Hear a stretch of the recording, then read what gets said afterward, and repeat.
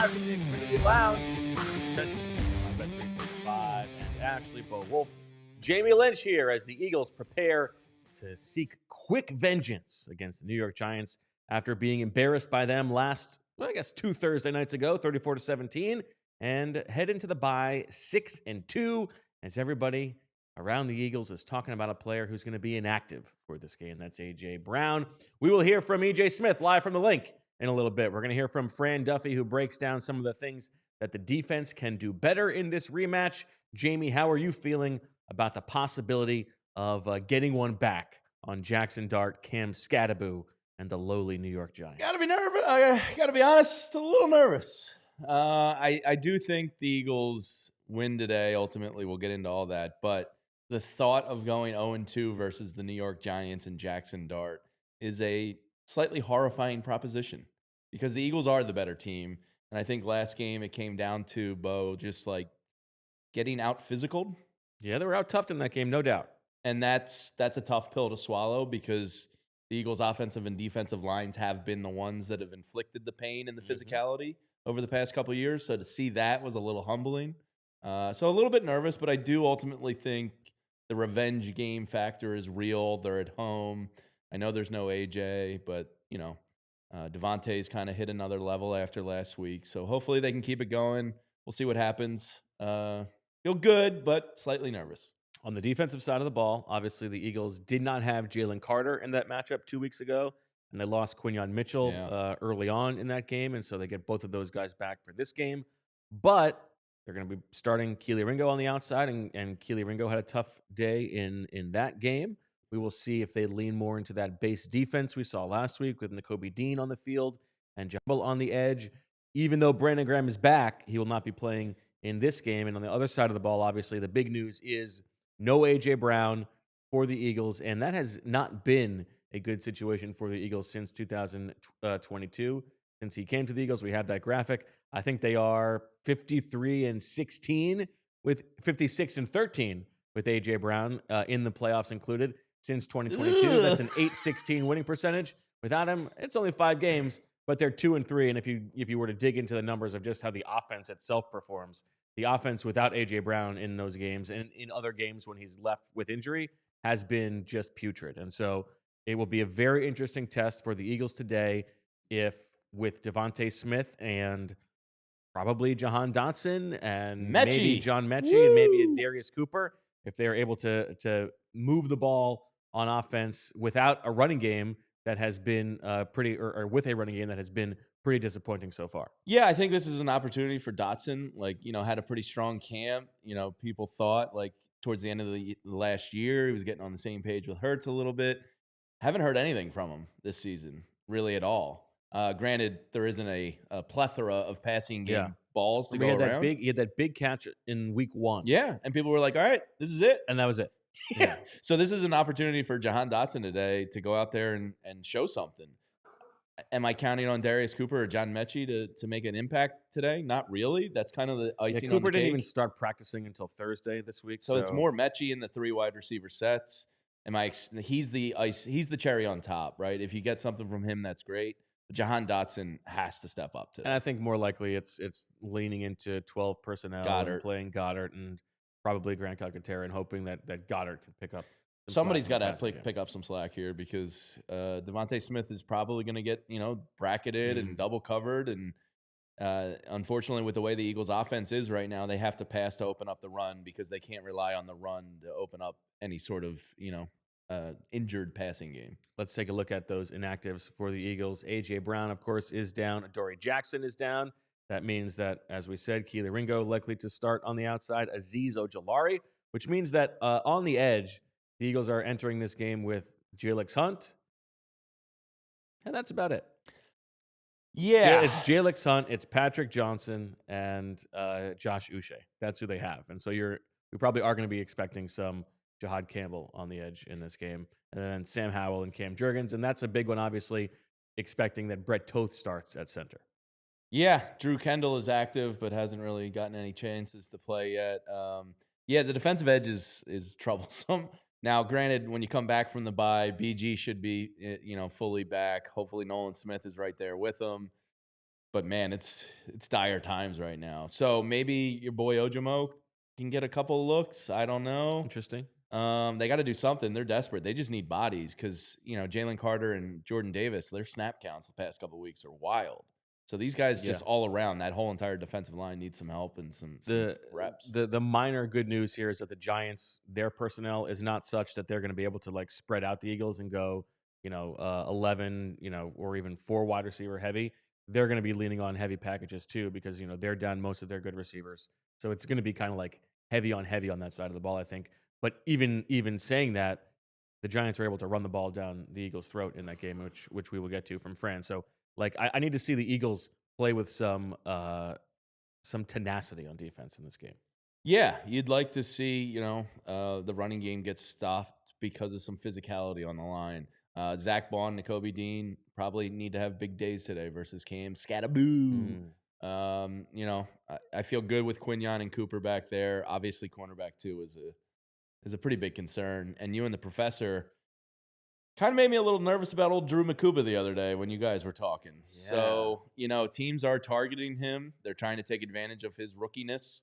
You'd like to see the defense keep you in this game today. Absolutely. All right. I believe we can now check in at the link with our Eagles insider himself, the man, the myth, the legend, EJ Smith, Mr. Fall. How are you, sir? How we doing today, guys? Good. I'm doing well. I tried to get you guys like a good view of the city here. Let's see if I can kind of love that. Pan here. 95. That's the old Bjorn special right there. Take a couple pages from his book every once in a while. Not his literal book. But, can I I don't want to call you out here, but I want to just give you the opportunity to fix this. I don't know if you want to go both collars in or both collars out. But that's a bad job by me. That is a bad job by me. Gotta spruce it up for the show. There we go. You're an outie guy. That's a good look. Yeah.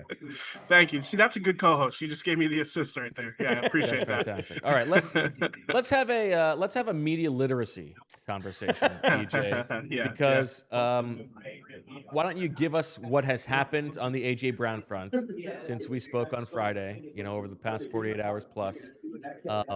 Some reports from national reporters. We've got some social media stuff going on that people in the chat are asking about. What do you make of it all? Yeah, so I mean, obviously, the Athletic's Diana Rossini has been covering this AJ Brown trade speculation across the league for a few weeks now, and I honestly understand seems like there's two factions with this stuff, like people who will give it some time and really just read it for what it is, and then people who are quick to dismiss it. And I think the thing I always want to point out with people is she's not writing this without hearing it from somebody, and maybe it is from outside voices, but the reality is that there are people in the league who are speculating on AJ Brown's trade availability, and that's what she's reporting. You can take the report for what it is there. So I think it was late last night, ESPN had a report that the Eagles are not expected to trade AJ Brown at the trade deadline, barring a blockbuster move or a ridiculous trade package. So and I thought it was also very noteworthy that Diana Rossini talked to Eagles owner Jeffrey Lurie, and that Jeffrey Lurie said that they're going to do what's best for the team, which does not entirely rule out the possibility that AJ Brown gets dealt. So I think what I would say, the media literacy part of this is read the whole story. Don't just read the headline. Take the nuanced reporting that has come out about this. And my biggest takeaway, driving in this morning, I was thinking about this, if you want to bury your head in the sand and say there's no way they're going to trade AJ Brown, that's your prerogative. You can do that, because I still would be surprised if it happened. I think if you ask me what's more likely, I think it's more likely that he stays with the Eagles, because this would be a really complicated trade to pull off. There are a lot of variables at play. So yeah, I don't think that it is as cut and dry as, oh man, this could really happen. But I also think and there's a chance you bury your head in the sand and you look up at the end of the trade deadline and you say, see, I told you guys, I knew he wasn't going to get traded. But I think where there's smoke, there's fire. I think a lot of this reporting suggests that this is a possibility. If you're asking me turkeys, I'm probably at 35, 40 turkeys here. So again, 60% chance that the people who are saying why are we spending so much time talking about this are right. But there's a 40% chance that this could progress towards something surprising in the next couple of weeks. Yeah, the media literacy here is also about understanding the ecosystem, and Jeffrey Lurie usually would not even give a quote on that front, right? Yeah, no, I So like imagine if he was asking this about like Jalen Hurts or like, you know, right, like DeVonta Smith even right now. Like, of course, like, it would yeah, be no this comment. is, yeah, And even on the exactly. Schefter report, it's it would have to be it would have to be a blockbuster or something like that. So essentially, this Yeah. is the Eagles telling the league, get your real offers in, because you're right. It is much less likely to happen than it is likely to happen, but not because the Eagles aren't willing to explore it, because it's going to take somebody paying what AJ Brown is worth, and then the Eagles also finding a way to make sure that this team in its Super Right. Bowl window stays competitive. Well, I'm just reading the dead cap numbers here, and EJ, maybe you can go a little bit on this. $90 million this year, 72.5 next year. When you say complicated, yeah, just a little bit.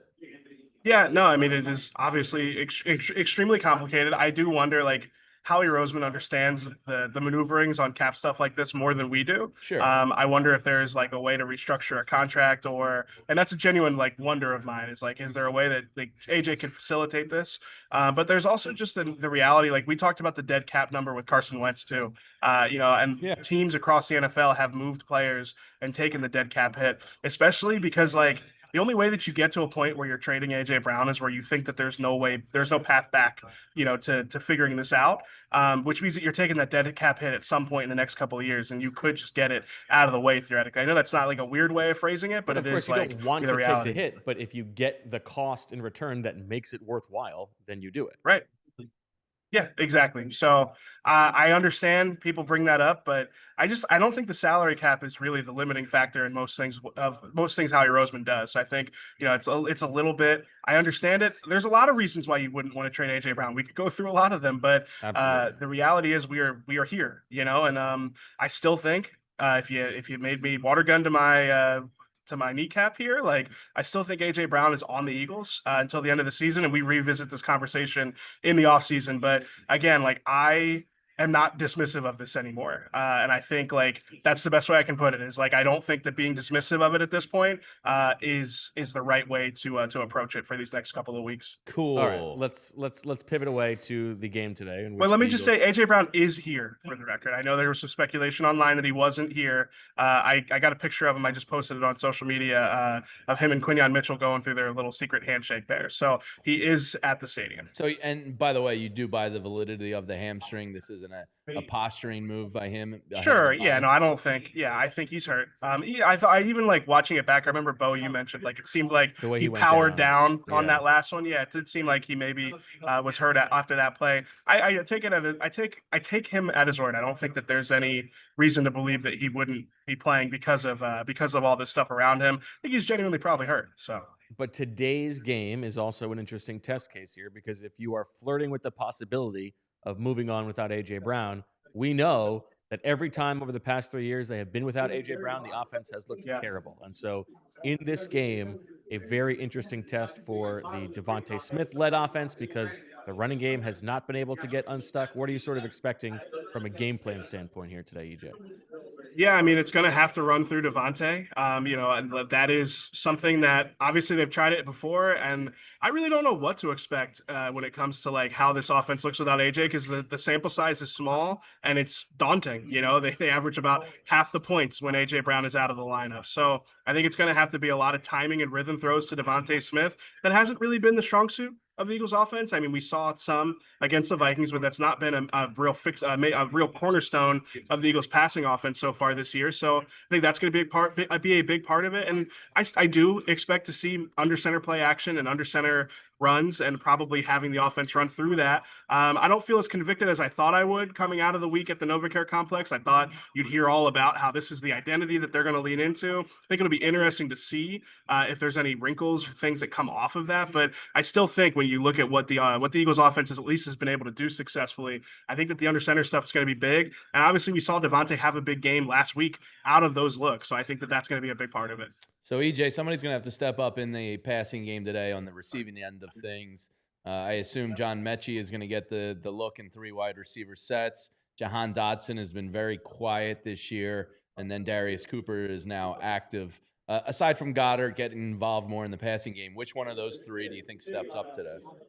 I think it's Jahan Dotson. You know, like the guys always talk about how he kind of has to fill a role when AJ Brown and DeVonta Smith are out there, and now this is kind of an opportunity for him to really step into a more prominent role in the offense. And you know, there were moments during training camp that I remember feeling like, okay, Jalen and Jahan Dotson seem like they built some more chemistry. We haven't seen a lot of examples of it throughout the season, but I think that there's an opportunity for him here. With especially I expect the Eagles to be in a lot of 12 personnel, where they only have the two receivers out there, so. I think that as he steps into more of a full-time role, I could see him taking advantage of the extra volume that he gets. And really, these are his opportunities. As a guy who is going to be in a limited role most weeks, a week where AJ Brown's out, like that's when he should be taking on a bigger role in the passing game. How about on the other side of the ball, EJ? What do you expect in this game from Vic Fangio after they were? I don't think it's overstating it to say kind of embarrassed in the first matchup. Is it possible that I was just a few weeks too early on my base defense, advocacy here? I feel like this could be a good week for that, though. No, that was the heavy personnel on offense. Okay. That I still apologize for that. I think I just got that wrong. But I think the base defense thing, I think that it insulates Keely Ringo. Obviously the Eagles are without Adoree Jackson for this game, and it also solidifies you a little bit against the run. It gets Nakobe Dean onto the field. I think more and more, I feel like you can make an argument that their best 11 is really coming out of that base defense, especially with Nakobe back in the fold. So I think that's probably a lever you can pull against the run at the very least. I mean, I think I'm more concerned with Jahad Campbell on early downs than most people because, like, I think I understand, like, he does it. He drops down to the edge even, in the nickel packages. But out of that base defense on early downs, I would have loved to see Brandon Graham in those situations. But still, I think that base defense could be a good answer, a good lever to pull if the Giants do start to get the run game going like they did 2 weeks ago. EJ, I just want you to know real quick that your story from this weekend, the locker room notes, forced my hand in getting a bowl of Cinnamon Toast Crunch last night at Cinnamon Toast Crunch is so good too. 10:35 p.m. I think it's overrated. I gotta say, I don't. It's an infrequent purchase for us, but it hits. It's good. Cinnamon Toast Crunch is anti-cinnamon. The best cereals have to be good, both like right out of the box with the milk and then still soggy. And I feel like Cinnamon Toast Crunch soggy is bad. It's bad like take. Bad take. Boo. Boo.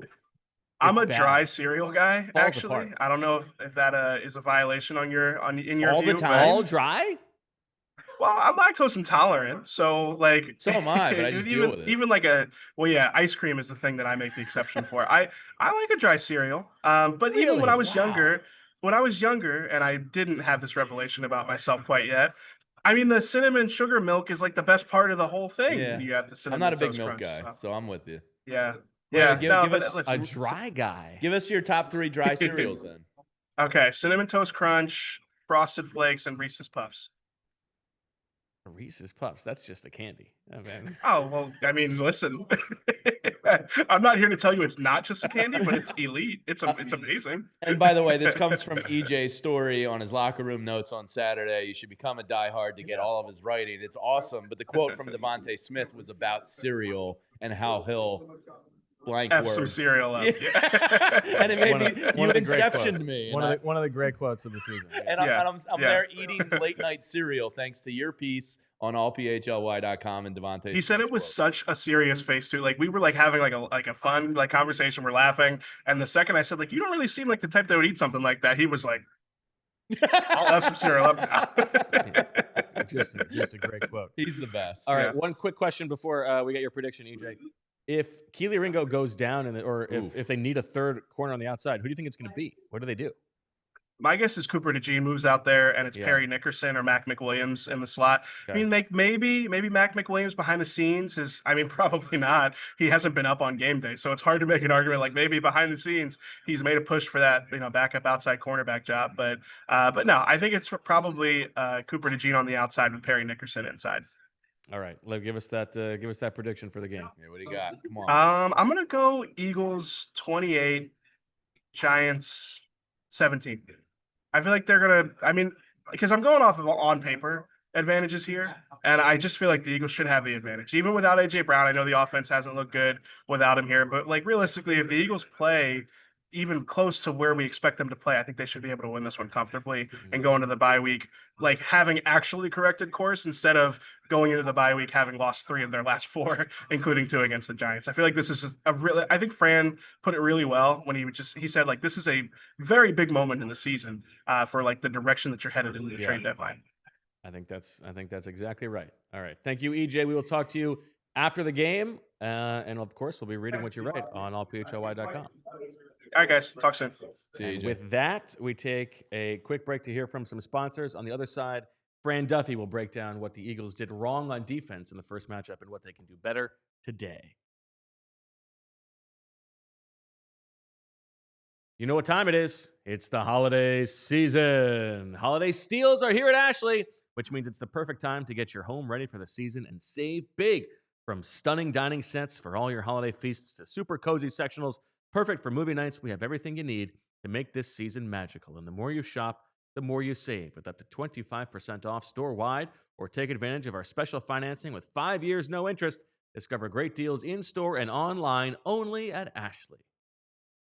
And you'll find out why it's never ordinary at Bet365. For new users, enter code PHLY365 at sign up, and you too can find out why it's never ordinary. Over 90 million users worldwide. They stream over 780,000 events every year. They have some of the best early payout offers across all the sports. And on Sundays, you get the same game parlay Sundays.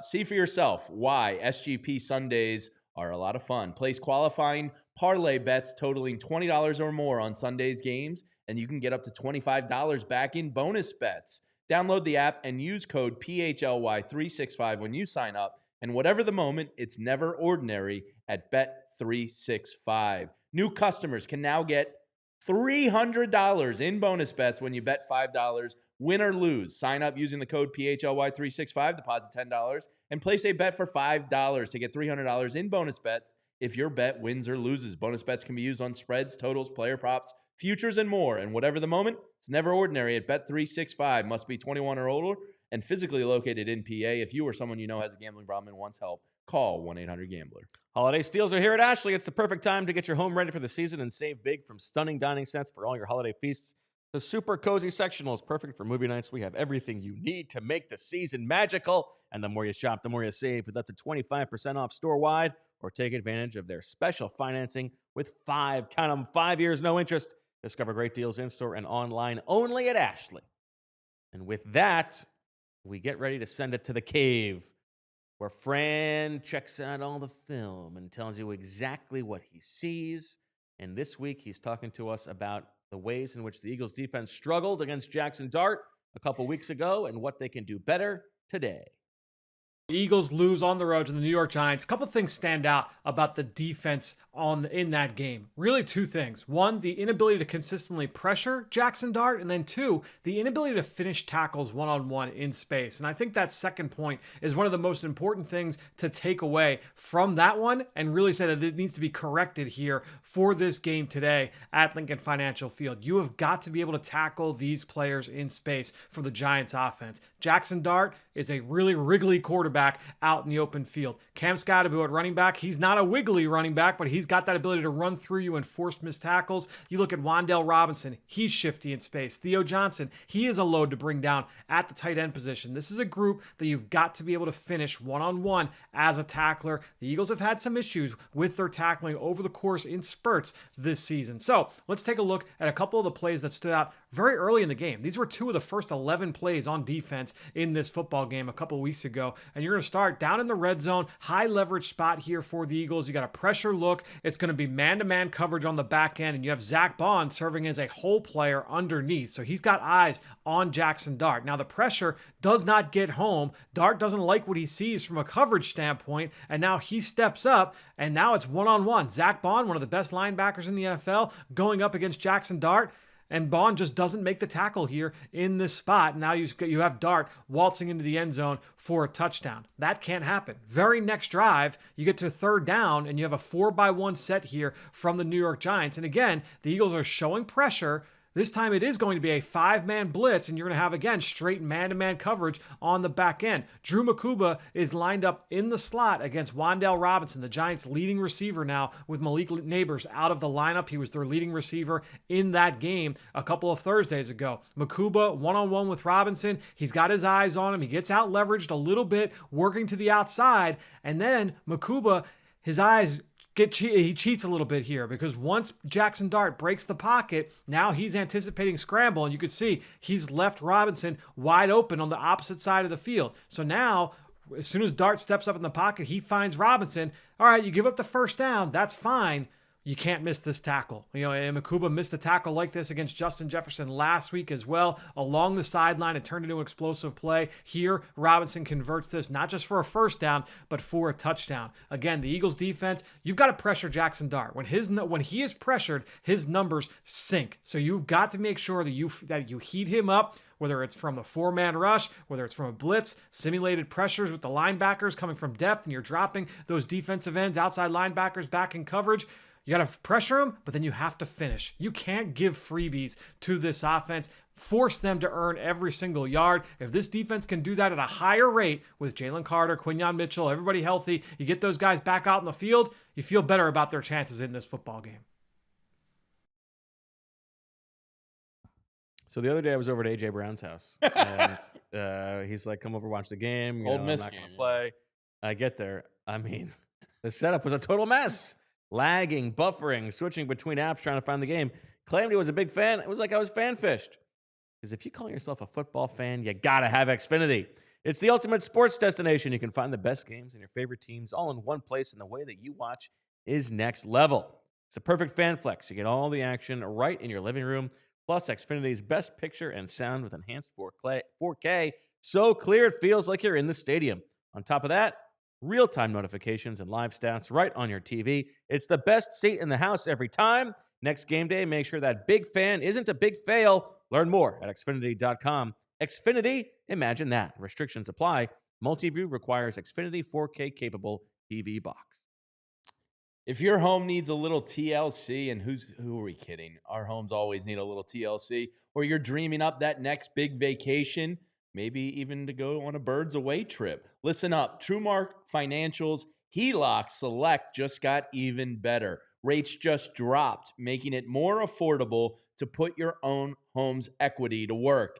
Maybe you need a new kitchen, big repairs, maybe knock off some debt. With HELOC Select, you can access your cash all at once or just when you need it. Total flexibility, just like a good game plan. Make it happen today. Visit one of TrueMark's 24 area locations, or you can head to truemark.com/PHLY and get in that game today. Federally insured by the NCUA, equal opportunity lender, NMLS number 404938.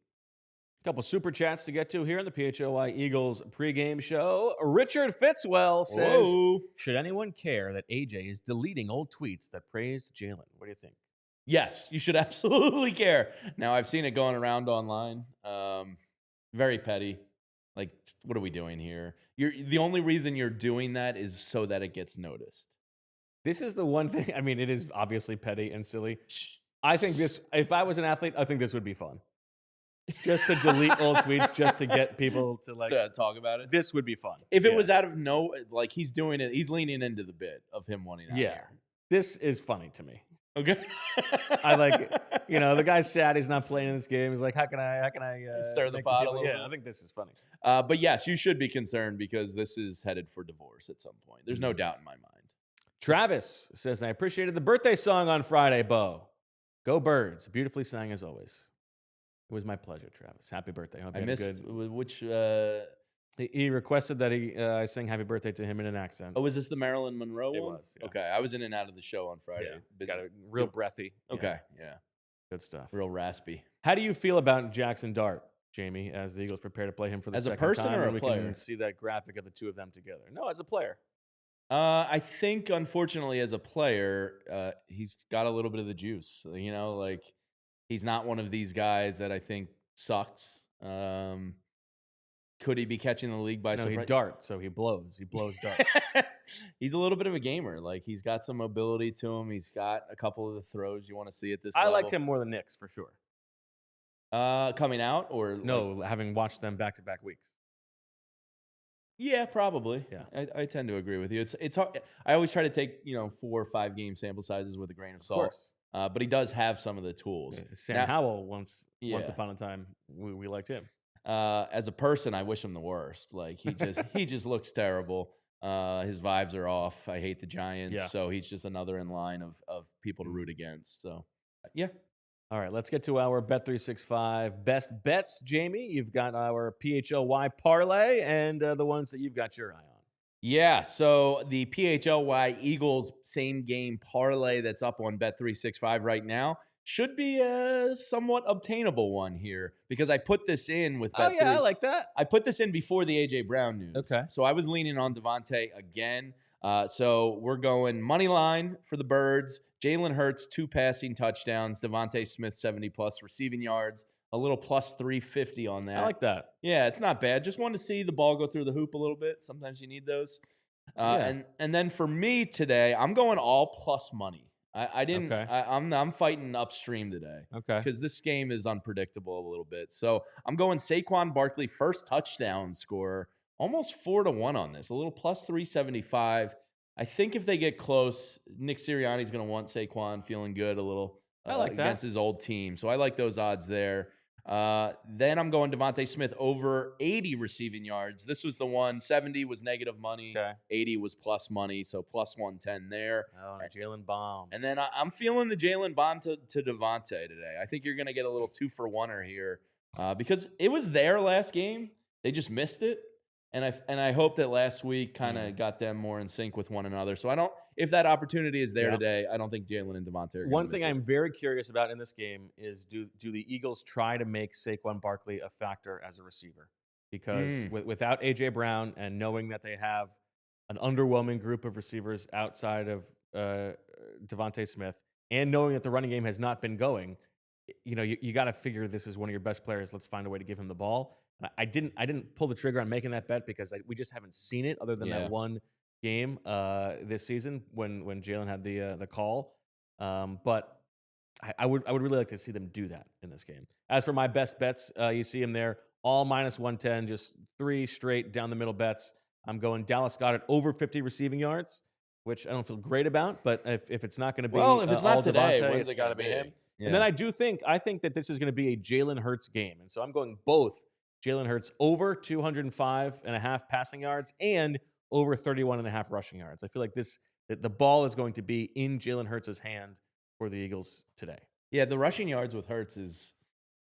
Yeah, they haven't been leaning into the quarterback running game, but he's still effective as a scrambler. So, is that Jalen perhaps maybe not wanting to run as much, or is that Kevin Patullo's a little bit of both? I don't think it's a Patullo thing. I think it's in, and also it may not even be just Jalen. It may just be an organizational in service of keeping him healthy. But I think there's no doubt that is a choice that they're making. Yeah.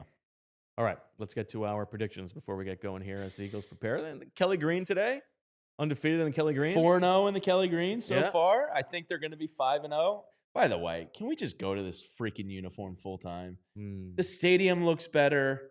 The uniforms look better. The helmet is the best in football. Like, who are we? It's a great helmet. Yeah. What are we? I just come on. Okay. It's a superior uniform by far. There it is on the desk. Thumbs up from Andrew. Yeah, I mean, this logo is better. Like, it's just all better. So I do think the Birds are going to get it done today. I'm not too far off of EJ. When I was guessing the line with Rich on Wednesday, I hadn't looked at it. I guessed 5.5. The fact that it was 7.5 is telling to me. And hasn't moved with A.J. Brown being out. Yeah, I think that's telling that the Eagles are going to cover today. I don't think it has any reason to be that high. So I'm going to lean into over analyzing the line on this game, and I think the Eagles cover and get it done. I'm going to go 24-17 Birds. I think the defense keeps them in check a little bit today. All right. I'm going to say the Eagles win as well. I'm still a little bit worried about the defense. So I think there's going to be a little bit more high scoring than we might expect. I'm going to go Eagles 31-24.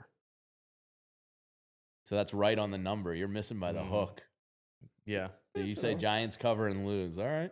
I mean, The Eagles are There's not a part of me cover that- there's machine. all- I mean, I don't know what to expect. I want to see what they do. The There's Eagles- a part of me that thinks this game could be, 16-13. Yeah, absolutely. This could be a real ugly game. Yeah. Absolutely. I hope not. All right. Well, we hope you all enjoy it. We will be here at halftime to talk about the first half, and then, of course, afterwards on the post-game show with Super Bowl champion Vinny Curry, as well as Fran Duffy and AJ Smith, along with the two of us. Thanks to all of you for watching us on the kickoff show. We will see you at halftime. And as always, we love you. Go Birds! We all silly like the mayor.